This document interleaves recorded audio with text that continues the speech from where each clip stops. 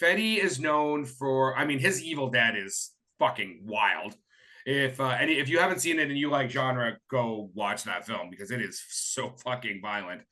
Um, so I would say that like it was more that when he did go gory, like when she, like spoiler, when she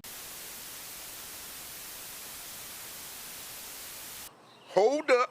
Wait a minute. it's fucking all over the place. Like, so when he does do gore, he does it really, really well.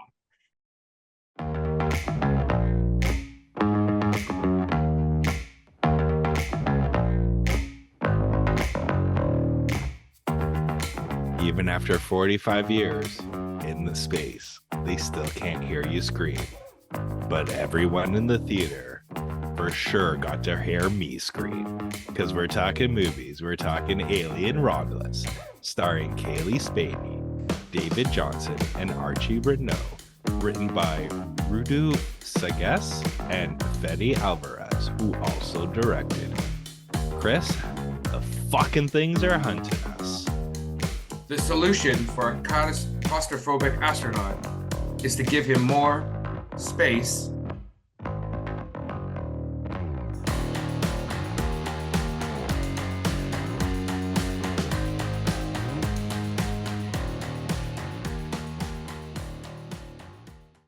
Hey everybody, and welcome to this week's episode of How'd You Like That Movie?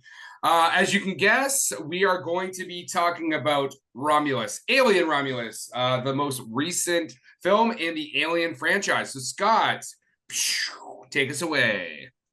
Well, first, I think we have to do a little thank you to a little movie called Prey, because I'm pretty sure if it didn't succeed the way it did, we wouldn't have this by going lower budget, making it more condensed, because I think this was made for 80 million. I got 80 million. Minus any marketing fees. But yeah, I think this one was supposed to be another one similar to Prey, where it was supposed to be like a Hulu, Disney Plus, just streaming premiere. But because of the success of Prey and the test audiences of this, they put it in theaters, and let me tell you, I'm fucking glad they did. I was gonna say, and I know normally we don't like to bury the lead, I could not imagine this getting wasted just on a streaming service. Honestly, I'm just gonna put this right out there now, and then you can guys listen to our review of this in case you're worried about spoilers, and we're gonna try to avoid them. But right now, fuck you. We're doing that. No. We will try to avoid, but we're not, as you know, if you've listened to the show before, we're not very good at any of that. So I think it's a go watch movie and go watch it in the theater. So if you need to pause now, go out and watch the film and come back and listen to our conversation. That's cool. I mean, we've already got the download or the spin. Don't forget to hit like and subscribe and all that jazz. Anyway, so yeah, Scott, let's talk about this movie. You have been warned. Yeah, like excuse me. Oh, someone's got the infection.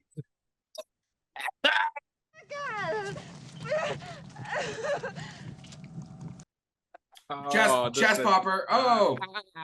Did you get the popcorn bucket? Because I fucking made sure I got it. Wait, it doesn't work well. Whoa. Okay, put that back up and say some stuff. Well, it doesn't work because of my fucking filter thing. It always goes away. But it's literally the alien head, and it's a popcorn bucket. I didn't even know that was a thing. So Yeah. I'll have to go watch it again. Actually, you know what? I'm not going to go buy that popcorn bucket. What the fuck am I going to do with that? I'm a little disappointed. I wanted the face hugger one, but the theater I went to only had this one. That was the Xenomorph one. So you can just have sex with all your favorite fictional that's characters. 100%. That's 100%. Like, I'm almost there. All I need is the Michael Myers, and I'm set. Nice. Okay, so just top line thoughts on this film so far. I think it was interesting going into this movie, and then you know how they always have the little like pre-show, right? Because you know I don't show up fucking when the movie starts. I show up a good 10 minutes before, sit down, previews, watch that shit.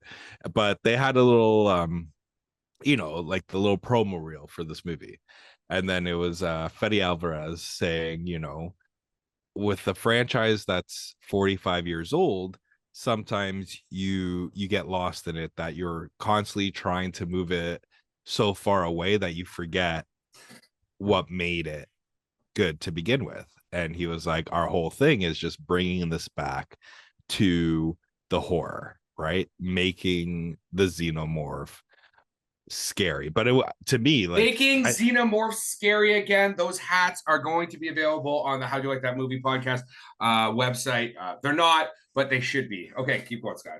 It wasn't just the Xeno, right? Like I think this was the first one that, like, the fucking face huggers were terrifying. I mean, I would say face huggers are always terrifying. No, but usually it's like a quick, like, open jump. That's it, right? There was no like them actually stalking and praying to get like to impregnate. You know? Well, what I mean? And that's because in this one, you see this in the trailer. So I just rewatched all the Aliens and the prequels. I did not do Alien versus Predator stuff. I don't even count that in canon. And I think this is the most face huggers active, not just in their eggs, that you've seen in any film all at one time.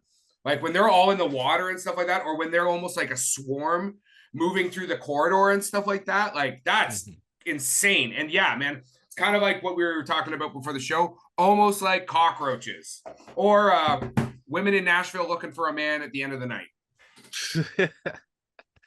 But I tip my hat to you, Nashville. What made Ridley Scott's Alien good?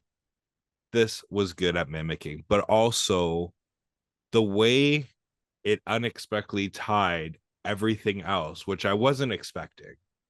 Like it got me moving, like me moving in my seat, like, holy shit, right? Like I could see where this franchise can go more, and I hope that this movie does well, which I think it's above projections right now. I think its opening weekend was 18 or 20 million. So far, I've got 108 million against an $80 million budget, and that is as of 18 of August. I think the numbers will be recalculated tomorrow for the full weekend, but still, it's over. It's over.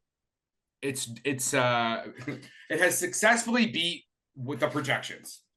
Yes, yeah, it goes to show, like, if you do a good movie and market it well, like, the audience will come, right? Like, it's funny to think that two of the highest grossing movies potentially is going to be Deadpool and Wolverine and Alien Romulus, if this one keeps on going. If this one has whoa. What about Inside Out 2? Like, the thing's done like 1 point some odd billion dollars. No, but what I'm saying, being high in grossing of the year, I'm not saying it's going to be number one and number two. Oh yes, I'm just being like, some like in the top. Oh, absolutely. Like, yeah, it's going to be one in the top 5 or top 10 of highest grossing films. Yeah, I would say that one of the main things that makes this film so good is it has gone back to like the OG, as you've said, it goes back to the OG Alien by Ridley Scott, who is a producer on this film. Obviously, he also did Covenant and Prometheus. We'll talk about that stuff a little bit later. It's a contained film. There's amazing tension. It's interesting because I read a couple of reviews and they're like, "Oh, the first little bit is boring." I'm like, "No, it's set up. Like this film is set up really well.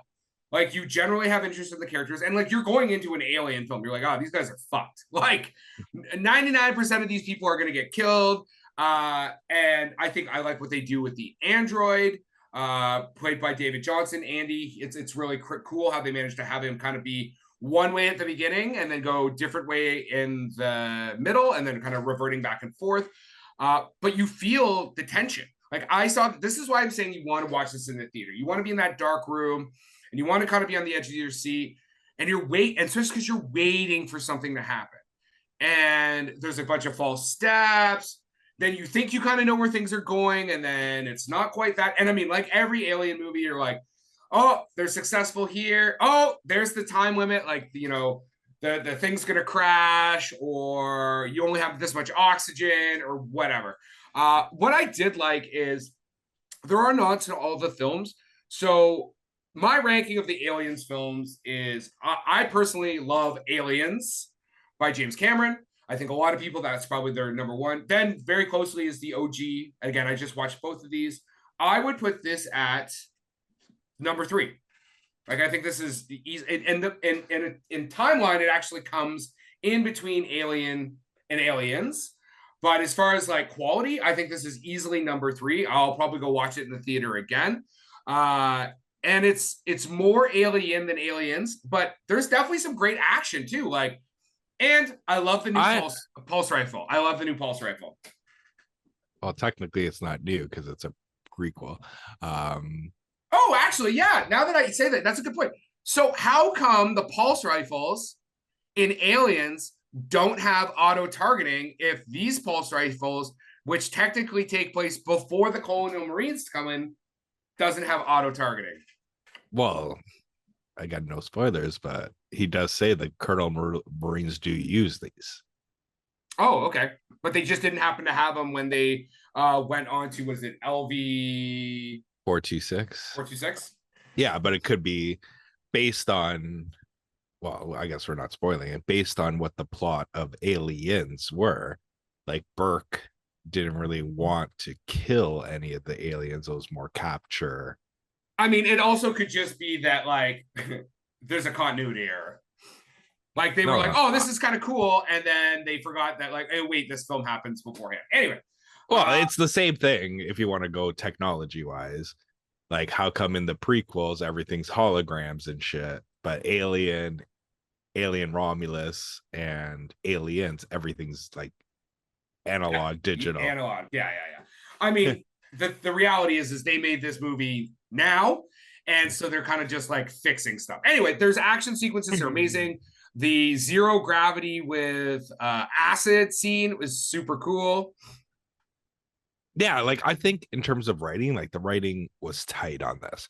And I think it to me, I'm going to assume that both Fetty and the other writer, Rodo, it's Rodo Sayugas. So him and Fetty worked together. They worked together on writing Evil Dead remake, which is from 2013. Don't Breathe 1 and 2. And he Rudo actually was the director of Don't Breathe 2, and Fetty was the director of Don't Breathe 1. So they're like a writing directing team, basically. Yeah. So, but what I'm gonna say is, I think they're like fans, right? So it was really like, okay, what kind of alien story do we want to tell? But also, what's the cool shit that we can put in there, right? Like, and there was a shit ton of it. Like, to me, the reason why the first Scott's Alien works so well is you spend almost the first 40 minutes of that movie just getting to know the crew of the Nostromo, yes. Right? Like, before any face hugger, before anything, you see their interpersonal, you get to know them, you get to like them, right? You know, they're all jokes about, you know, what percentage of the profits they're gonna get, what claims they're gonna get, and yeah, you generally like kind of care about them, and you don't even think you're watching like essentially like a horror film until even it's really not until the face hugger, not even the face hugger on his face, but like it jumps out of his chest, that you realize like what kind of fucking movie you're into. You know what I mean? Yeah. And that's the thing, that it was so well because you know, everybody in that cast was older, and everything like that. It was well done that you really didn't know who technically the final girl was going to be. Like, well, you definitely didn't think, especially in 1977, 1979, something like that, stuff 79, you didn't even know it was going to be a final girl. Yeah, that's what I'm saying. Like, Tom Skerritt's Dallas, probably you're like, oh, okay, you know, he's the one that's gonna like be the final, right? But yeah, like, but everything that was well done, like, and once everybody was knocked off, like, to me, I'm having a brain fart. What was the name of the other female on the crew? The in the character? first in the first movie. Lambert? Yes, like to Veronica, me, Veronica Cartwright? her kill was the worst kill because it's all off screen and it's just over the fucking speakers where while Ripley's running into there to try to save it, right? And then you're just hearing it like just fucking mower apart and you're like, what the fuck, right? Um and that's the thing that they did kind of well on this one. Like it wasn't like I went in because I thought the marketing said this was going to be the goriest one. And I don't think it was the goriest one. I would say that, okay, so Fetty is known for, I mean, his Evil Dead is fucking wild. If you haven't seen it and you like genre, go watch that film because it is so fucking violent. So I would say that like it was more that when he did go gory, like when she, like, spoiler, when she births an alien out of her vagina or out of her uterus or whatever, like, Hold up. Wait a minute. it's fucking all over the place. Like, so when he does do gore, he does it really, really well.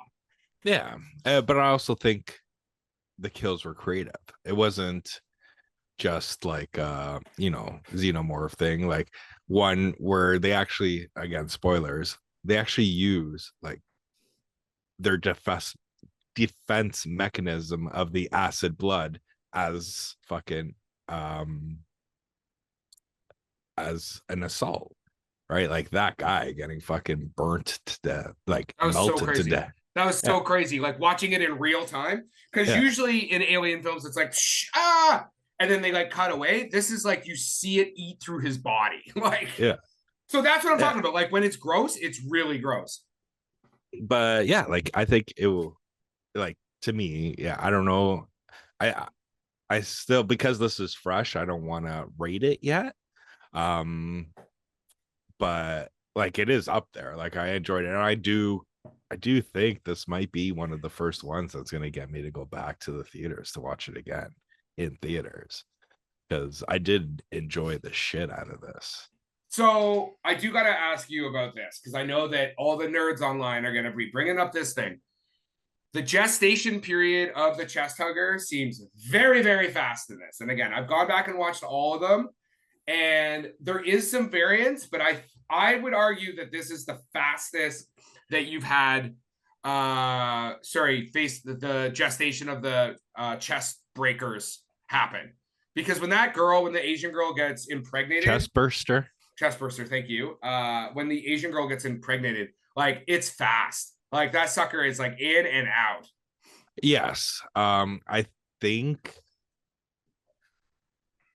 well, obviously that's just for time constraint, but also if you want to like get down to the nitty gritty of it, these are still engineered like face huggers, right? Because there was only one xenomorph. Like spoilers, like the original xenomorph is what they caught at the beginning. Yes. And they brought it back to life, and then they experimented on it. So I think that's where these face huggers came from. Like they technically went back in its evolution cycle, right? And so you're saying that it's almost more of a purebred. It's because it's right from, again, if you go watch like Prometheus and Alien Covenant. Yeah. So what you're saying is because this is one of the ones like originally engineered like closer to the source, it gestates maybe faster versus like multiple generations later. Is that kind of what you're going with? Yeah, that, and as well as, they're playing around with it, right? So they technically could have made the gestation period as fucking fast as they wanted it to be, right? Mm-hmm. Like technically in the prequels, that's what David wanted, was something quick and fucking, out of the way, right? Yeah, and that because is true. Even the gestation period in fucking Covenant for the first technical xenomorph was like fucking super quick too, because he woke up and then he talked for 2 minutes and then fucking that thing burst out and then they played peekaboo. Yeah. Well, you don't know how long he was in Covenant. You don't know how long he's been sitting there with David throwing stuff at his head, right? So, I'm guessing it wasn't that long. but yeah, like I said, I think it's like I said, it's a fantastic alien film. It's got a good setup for another one after if they decide to go that route. I think that the only people that are going to really criticize this are people that are like really, really well versed in like alien lore, including crossover stuff with Alien versus Predator. But even still, I think there's something there for everybody. Like I think so too. I don't think that's gonna, unless you're looking for like a reason to hate on this. Like I said, I thought it was great. It's such a good film to go watch in the theater. It's worth your $15 or $10 or $20 or whatever you're spending. It's got an 81 from the critics, it's got 86 from the audience. Like I said, it's doing well financially. Yeah, man. I mean, Kaylee, you know what I like too is that Kaylee Spaney, who plays Rain, she was also in Bad Times at El Royale and Civil War. You can check out our back episodes on both those films. She also did a fantastic job playing Priscilla. What I liked is she did not try to play she'll play Ellen Ripley, right? She's 100% playing her own character.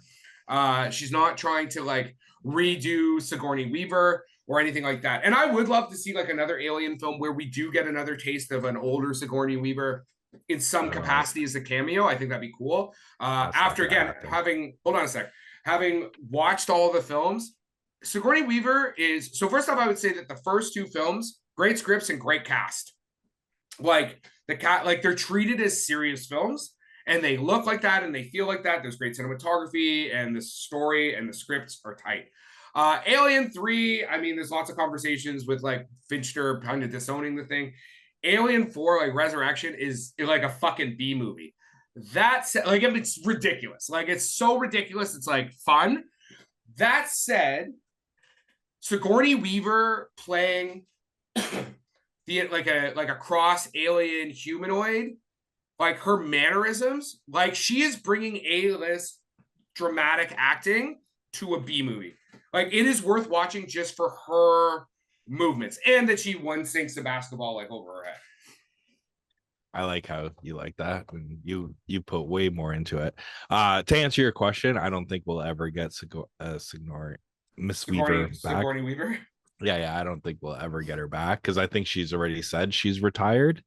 The only film that she was interested in making was the proposed Alien 5 with Neil Blomkamp or whatever.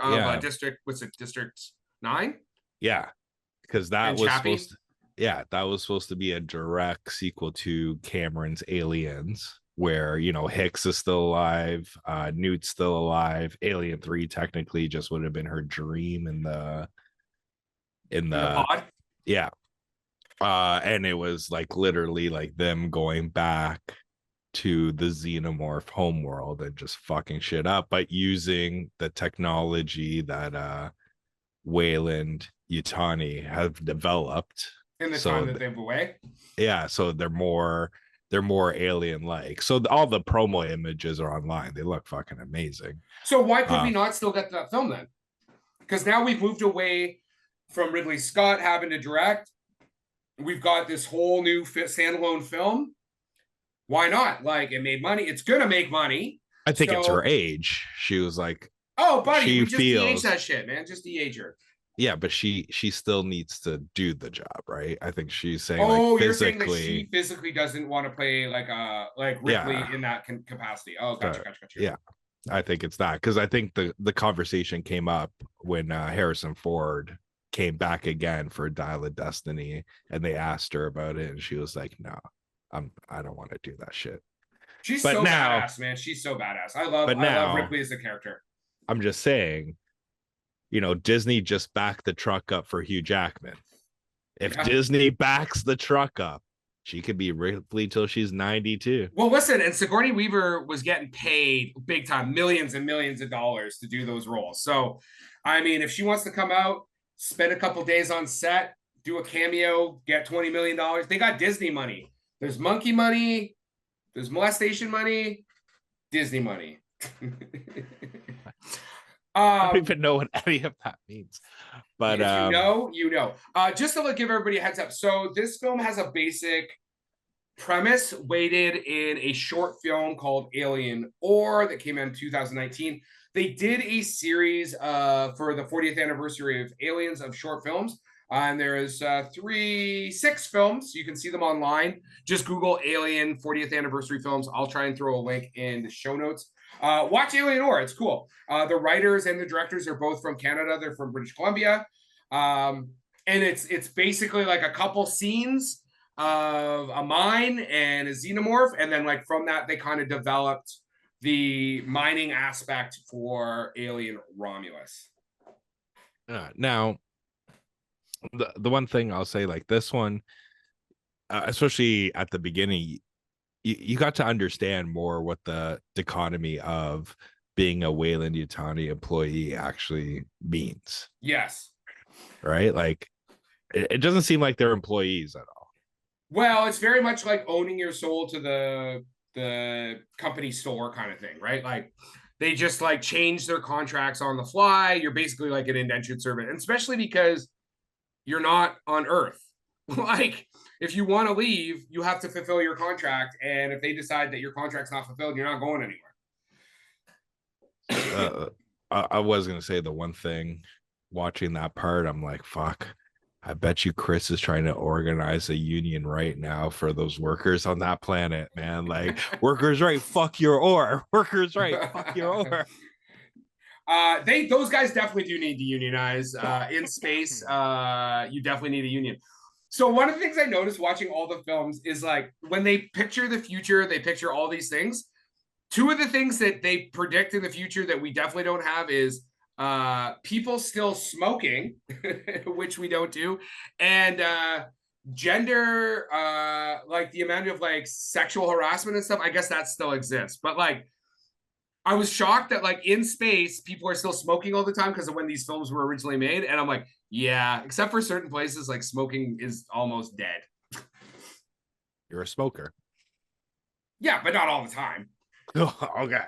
Well, maybe if you're shooting into space, you'd like want to light one up so you could take one cool ass haul. Maybe. Yeah. Did you watch this with any of your kids or anything? Who do you recommend it for? Yeah, I watched it with my son. He didn't like it at first, but then at the end he was like, it's not bad. It wasn't bad, right? It's like not he's on bad. Yeah. Well, in terms of Alien, I've only introduced him to the first one, right? Scott's. I haven't done Aliens with him yet. So I figured this would be good, and which timeline wise, this one takes the first one and then the second one can go from there. But yeah, like I think we went to like a 4:00 show and it was almost a packed house. So I was impressed with that. Yeah, I think the man, word of mouth is really helping this film along. I agree.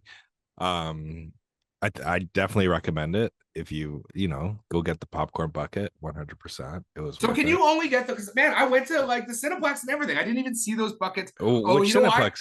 Now, for those in the know, I went to the Cambridge Center, which doesn't even do proper concession. That's where I got it from, man. They were at the front counter. I just saw it and I was like, "Oh, can I get one of these?" Normally, they're like across from the popcorn aisle. They're just like standing there. Mm-hmm. But this one, they just had on the counter, and I'm like, "Oh, can I get one?" And she was like, "Yeah." I was like, "All right." And you're like, "Oh, no face huggers for me." Yeah, I was looking for the facehugger one, but they didn't have it. I might have to go, or if friend of the show, if anybody got one and they want to send it over, like we would really appreciate it. Yeah, maybe we'll send you some merch. Yeah. You'll have a toque. I'll trade you a toque for the facehugger. Fucking listen. That's why I said maybe, because then if we don't do it, it's like it was a maybe, but you had to ruin it. Anyway, Scott, do you have anything else to say about Alien Romulus before we get out of here? Oh, I thought you were gonna go all into the fucking like. Okay, yeah, no, because this is not where I know I don't want to try and dig into all the alien shows. Oh, because you're like before we went on, you're like, I'm gonna fucking bury these other movies. Like, fuck these movies. Oh, I'm Alien gonna go. Covenant, by the way, is awful. It's almost an unwatchable film, except for some set pieces. Just for anybody. Actually, you know what? Yeah, I will give a quick rundown. Obviously, so I've said Alien's my top one. Alien, then Alien Romulus. If you're looking just for a fun, good time, watch Alien 4. Alien 3 is just really slow. And then when you get into, I think Prometheus, if you just try and like not think of it as an alien film, it's much better. It's just like kind of a cool sci-fi film. And then Alien Romulus is fucked. Like it's just fucked. Characters are Alien Covenant. Sorry, Alien Covenant, not Alien Romulus. Thank you, Scott. See, there is a point to having a co-host. People are making dumb decisions from like the jump. From the jump. I'm like, imagine reading that script and signing on for that other than for a truckload of money. Like, you would have to be fucking illiterate. Like, Ridley Scott should be fucking embarrassed. Anyway. Well, I was gonna say, okay, here's my 2 cents before we finish. Alien 3 is the worst one. Because it's not like, to me, it's not even an alien movie. Like the xenomorph doesn't act like a xenomorph. The xenomorph is like, well, came out of a dog. Doesn't matter. Okay. Or a cow in the fucking other version. It doesn't matter. It's supposed to act animal like. It doesn't, right? Because you would figure it'd be attacking and protecting its territory, but it's not. Right? It's just like doing whatever the fuck it's trying to do, which I still don't understand what the fuck it was. And Covenant, because the only 2 movies I watched before watching this one was 3 and Covenant. Is that just because they're the ones you probably least remember? That, and I wanted to go in with as low expectations as possible. So I'm like, I'm gonna watch the 2 that were like really bad. That's like using your ugliest photos on a dating app and then picking the hottest people that respond to those ugly photos. Yeah, 100%. Because then when you show up, they're like, fuck, you're like fucking Brad Pitt, baby. Yeah, if I was single, that's 100% what I would do.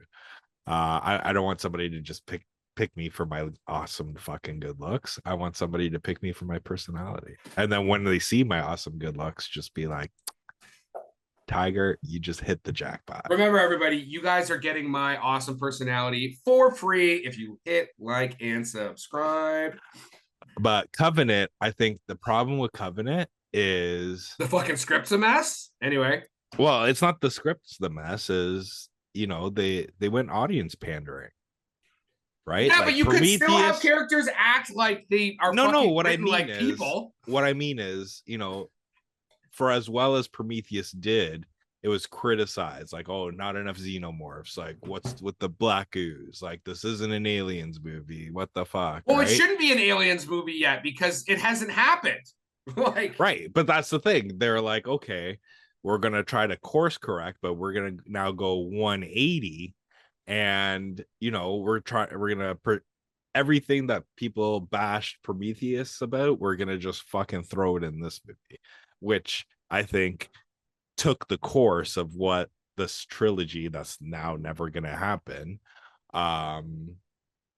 away, right? Like my one thing I was kind of hoping for in this movie, and it's gonna be a spoiler, so I'm gonna count to 3, and then you guys just pause, fast forward for a minute. So 1, 2, 3 is when they come back on the ship at the end. I wanted it to be David that popped up, not Ash. That would have been cool. Seeing Ash was cool though. Yeah, like I knew right from the beginning when they moved that like robot there and saw the shape, I'm like, holy fuck, that's Ash. And then when they saw it, I'm like, nice. It's a nice throwback. But it can't be David. David isn't built yet. David's a prequel. Oh shit! So, yeah, sorry. Yeah. You're right. Yeah. Because there has to be like. Because what they kind of left at Prometheus and Covenant is, David was communicating with somebody, right? So that's the thing. Like maybe he's communicating with the rest of the AI, and if you watch Covenant, and again, before we go down too many rabbit holes, the idea at the end of Covenant is there is a planet now out there that is basically like an alien homeworld. Yes, that was technically what the third one was going to be, was the birth of it. Yeah. Right. But yeah, so that's what I was kind of hoping, that that's what it was going to be. It was going to be David that shows up on the fucking computer screen, and he was going to take over, the AI to take it to that world, because he's out of the fucking black ooze. Yeah, and yeah, he yeah. meets that black ooze, right? Yeah, That's yeah, what yeah. I was kind of hoping, but it's still, like, even with the way it worked, like the way they did it still works fucking very well. All right. Are you ready for my quote? No. Okay, cool. Here we go. John Cujick from Empire Magazine. Alien Romulus plays the hits, but critically remembers the ingredients for what makes a good alien film and executes them with stunning craft and care. It is officially the third best film in the series. And that is our wrap for the day. Please like and subscribe to this podcast. Tell your friends. If you want to get a hold of us, reach us at the www.howdyoulikethatmovie.com.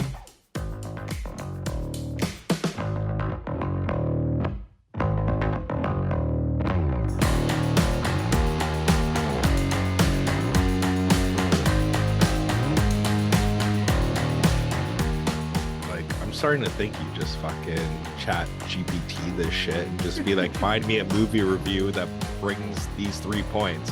And they'll be like, this guy from this website said this. Be like, that's what I need. Because you're just listen, I was actually going to say that this quote, like, crucially remembers the ingredients for what makes a good alien film and execute them with stunning craft and care. That's almost what you said. Like, they went back to the OG. They're like, what makes this film work? And then they just added all the other ingredients on top, and yeah, made it good.